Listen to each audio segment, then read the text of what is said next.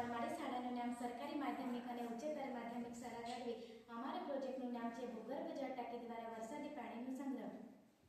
વરસાદી પાણીનો સંગ્રહ એટલે કે પાણી એકઠું કરવાની વિશેષ પદ્ધતિઓ જેવી કે કુવા રિચાર્જ પદ્ધતિ, ભૂગર્ભ જળ ટાંકી, બોર પદ્ધતિ, ખેત તલાવડી વગેરેનો સમાવેશ થાય છે. આથી ભૂમિગત જળ સ્તર ઊંચું આવે છે અને આ પાણીનો ઉપયોગ આપણે કૃષિ ક્ષેત્ર અને ઘર વપરાશમાં પણ કરી શકીએ છીએ. હવે આપણે પૃથ્વીના જળ સ્ત્રોતની વાત કરીએ તો દરિયા, ખારા પાણીના સમુદ્ર, બરફના પહાડો જે પાણીને આપણે ઉપયોગમાં લઈ શકતા નથી તે 99% છે. અને સ્વચ્છ પાણી જેમ કે સરોવર, નદી, તળાવ જે પાણીને આપણે ઉપયોગમાં લઈ શકીએ છીએ તે માત્ર ને માત્ર 1% છે.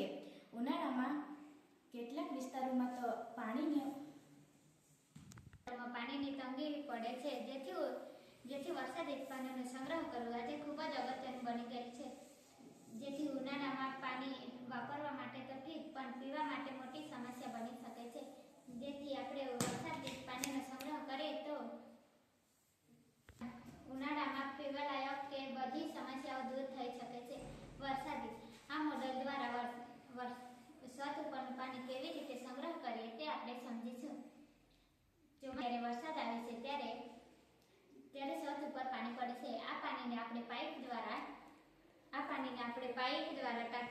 ટાંકીમાં સંગ્રહ કરી શકીએ છીએ. જ્યારે વરસાદ પડે ત્યારે તે છત પર પડે છે.